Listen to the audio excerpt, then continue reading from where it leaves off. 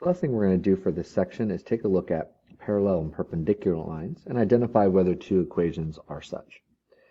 Now for parallel lines, any two non-vertical lines are parallel if they have the same slope and different y-intercepts.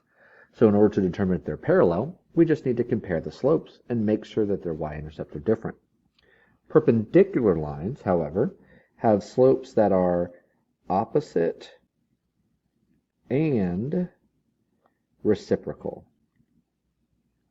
And if they're opposite and reciprocal, so reciprocal is where we flip the numerator and the denominator, and opposite meaning one is positive and one is negative.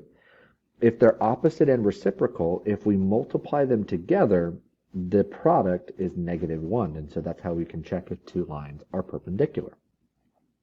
So here we're going to identify if these lines are parallel and perpendicular. Easiest way is to get these equations into the y equals mx plus b notation. So we'll start with 3x plus 7y equals 4, and then we'll do the same thing with 6x plus 14y equals 7.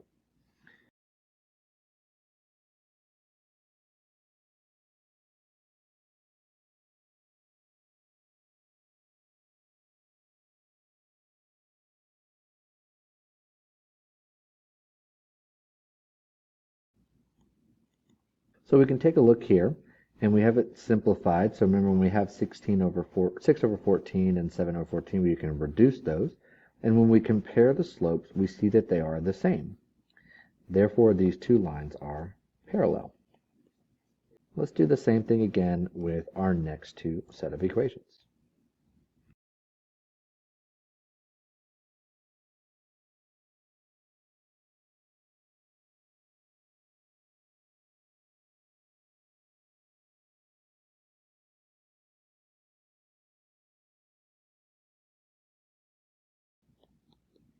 So now we can go ahead and we can compare our slopes.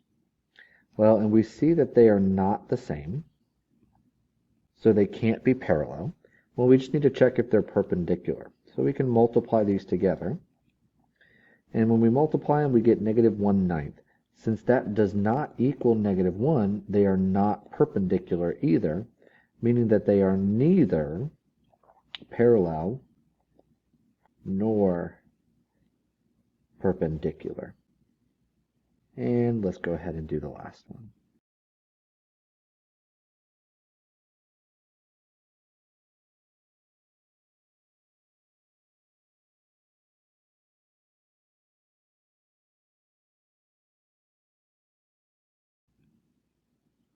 And then we go ahead and compare them. They're not the same, so they're not parallel.